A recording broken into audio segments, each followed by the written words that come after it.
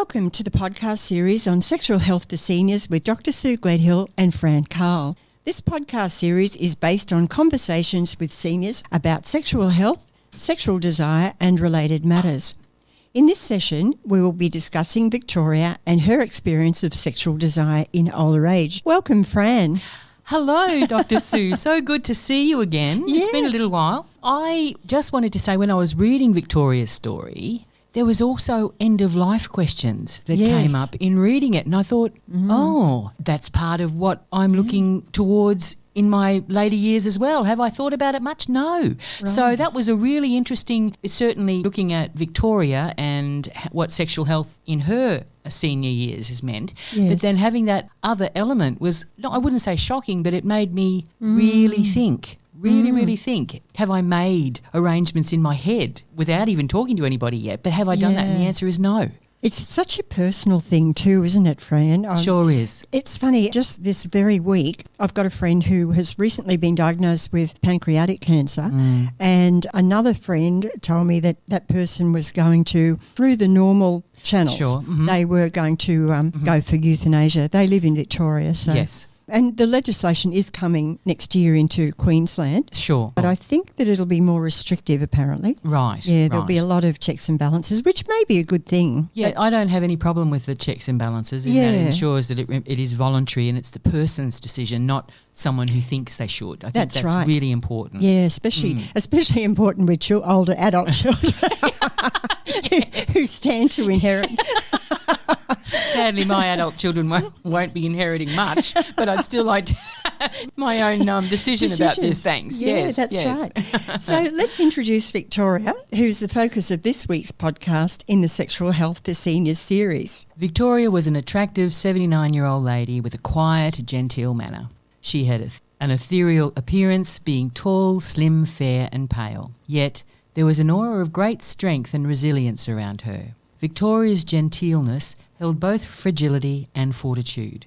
Victoria was an intelligent, articulate lady who led a busy life filled with family, friends and social activities. Victoria's marriage ended after about 30 years when she found that her husband's predilection for alcohol and verbal abuse had become intolerable to a woman in her late 50s. Moving out of her beloved home was daunting and required considerable courage. Yes, I think it did, Fran, especially for a woman of Victoria's era. You know, women didn't have many choices. No. They didn't usually earn an income, or, that is, again, generalising, but a lot of women didn't earn an income. And they were kind of in some ways forced to stay within a marriage, even if it was unhappy, or and even in some cases quite dangerous to them, as we see even today. Even today. Yeah. But the mindset was different, wasn't it? The expectation was that it was only relatively recently that when you were working in the public service, you could stay there after you were married. There had to be legislation brought that said married women can keep their jobs. Yes. Amazing. And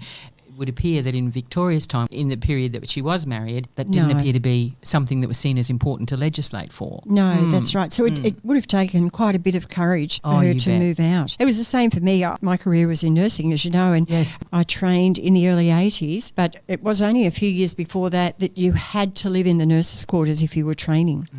And if you were married, of course, you wouldn't do nursing, I think. No, you had to be single.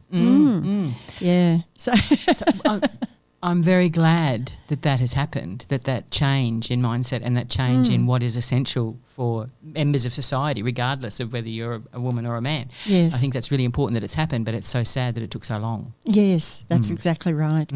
So anyway, let's continue with Victoria's story. Victoria settled into a single life and after some years formed a new sexual relationship. The arrangement was not live-in. Victoria preferred to maintain her independence. Victoria recalled, "He wanted me to marry him or live with him, but I had my father living with me, and eventually we had to put him in a nursing home. But I also could see the writing on the wall in that I thought, well, I'd been coping with Dad for quite a long while. I wasn't in love with this man. I was just very, very fond of him." Victoria and her male friend enjoyed a sexual and companionable relationship for 10 years while living separately before Victoria's partner experienced a series of health problems. "He was still chasing me around the bedroom at 80, but then he got prostate cancer, which didn't take him off, but then he had a couple of strokes."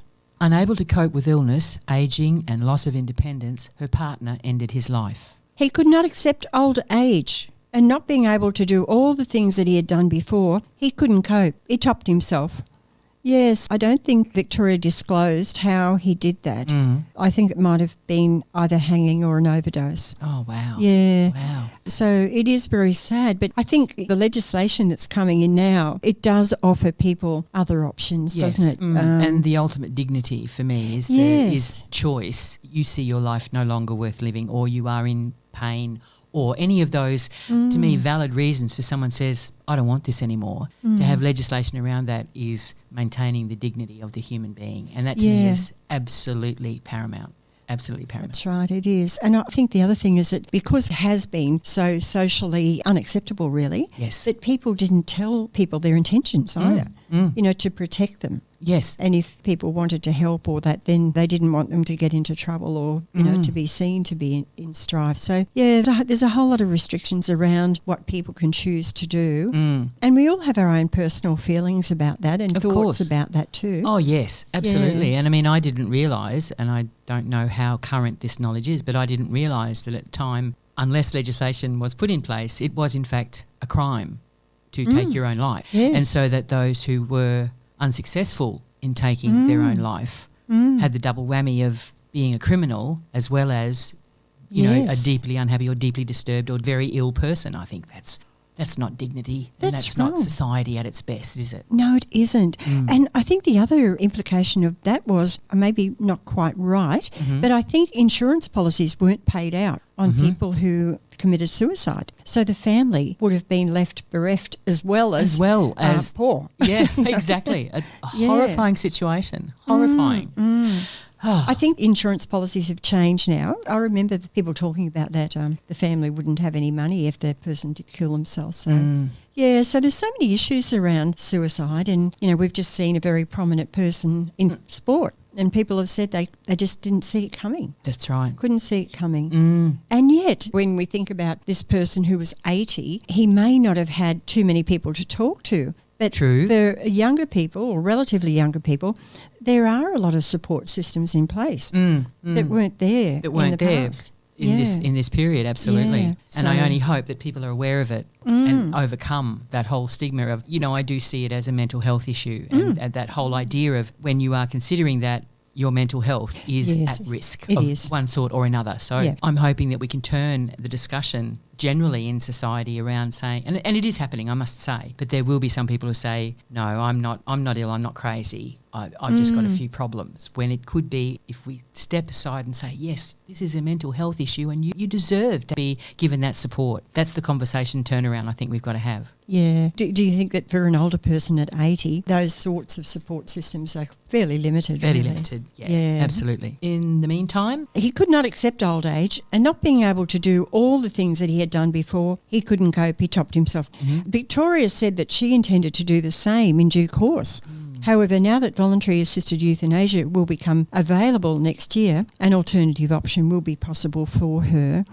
Some of the medical profession often say palliative care is a good option, but the reality, I think, it's not always. No, it's not always. And even in my own family, where very senior members of the family have been so ill and so ill with cancer or whatever, and palliative care, while it is meant to be calming and loving and all of those sort of things, it really is not giving them living until they die, it's waiting until they die. And seeing the person not able to drink, it's far more distressing, I think, to go through that for everybody. So, yes, I just think we've got to do it better. Yeah. We've got to find a way to do it better. Well, if you think about Andrew Denton, he's a strong advocate for euthanasia. And and there's another journalist who is also a strong advocate. But I think there are probably thousands of people out there aren't captured within the statistics either. True, absolutely true. So, in the meantime, we're getting back to Victoria's story. Victoria enjoyed her solitary yet full life. At times, she experienced sexual desire. Occasionally, I still feel the urge. And I look at some people sometimes and think, I wish I had met him if he didn't have a wife or attachment. I can look at somebody and think, it would be very nice to have some nice gentleman friend. But I mean, they aren't around and you don't want to get someone who is in poor health. I mean, the people of my age are not terribly well or they need looking after. I mean, let's face it, at 80, there are not a lot of men around. There are far, far more women. You know, I have fleeting thoughts when I meet people. Ones that haven't got wives are usually not robust by any means.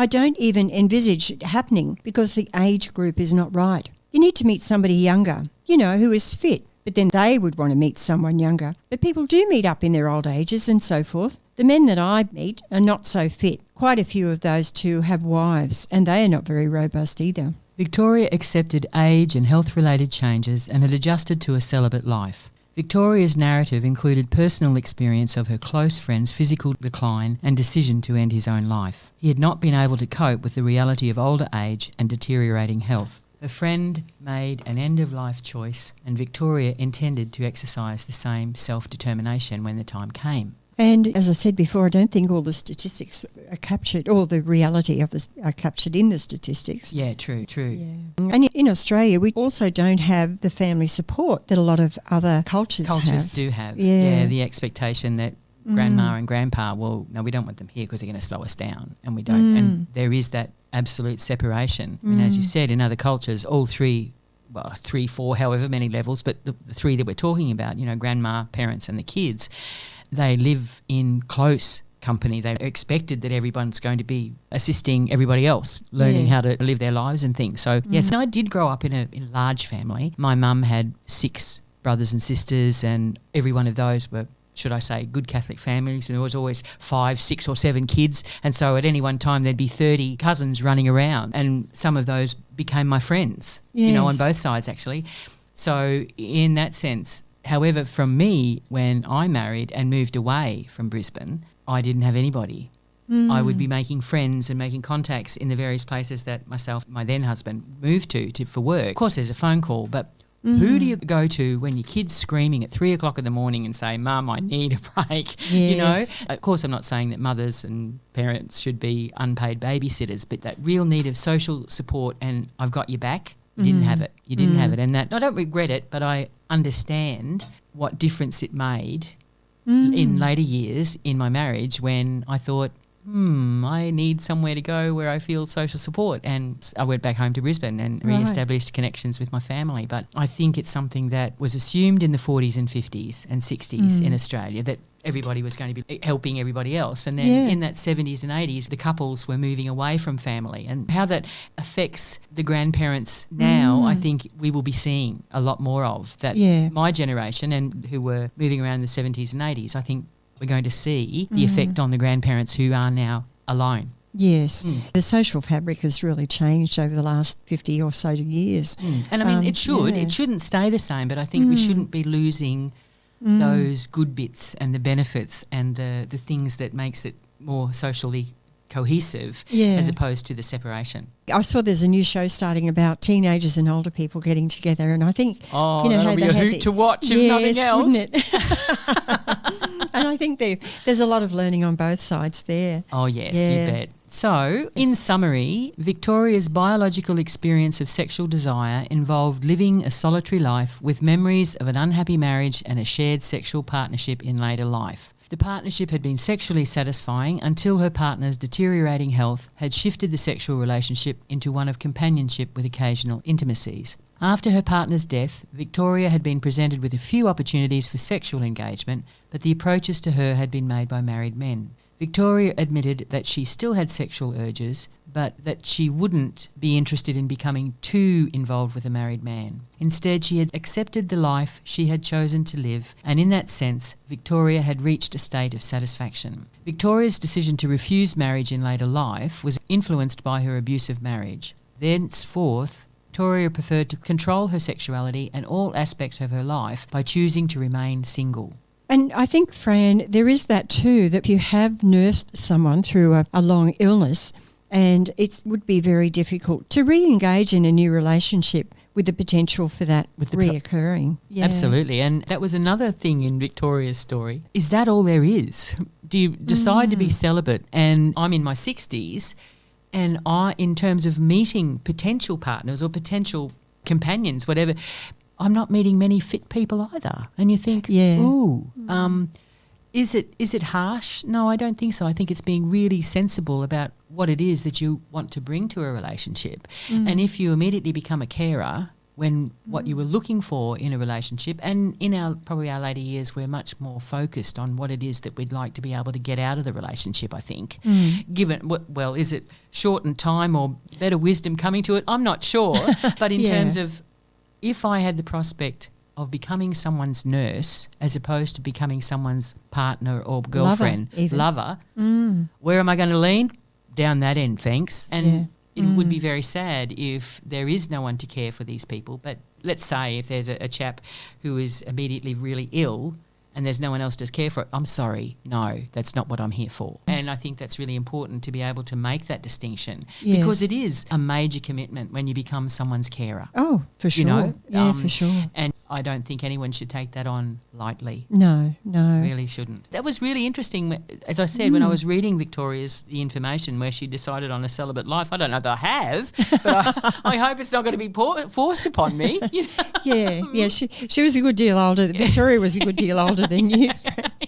That might change in some ways because, of course, we're much healthier now. We're living longer. We're living healthier for longer as well. True. So the idea of expecting to become a carer, I think that will dwindle a little bit or extend a little bit over time. But at the moment, it still often occurs when a person's in their 70s or even late 60s. Yes. Whereas in the future, that should go out a little bit. Yeah. True, because I have become much more aware of what good health means for someone at my age and able to put in place strategies to maintain that, you know, and make the decisions about being well-being, and not only in a physical sense but also in emotional and mental health. And mental health, And I'm thrilled to hear, as we were discussing before, that mental ill health, that men's mental ill health is now being seen as a much more important topic for conversation. Yes, and also extending out. I have a friend who does the Sykes on bikes and goes out west with a group of... Oh, wow. And they go into farmhouses and talk to the men and or the women, but mostly the men. And those options just weren't available in the past, and it's wonderful to see that kind of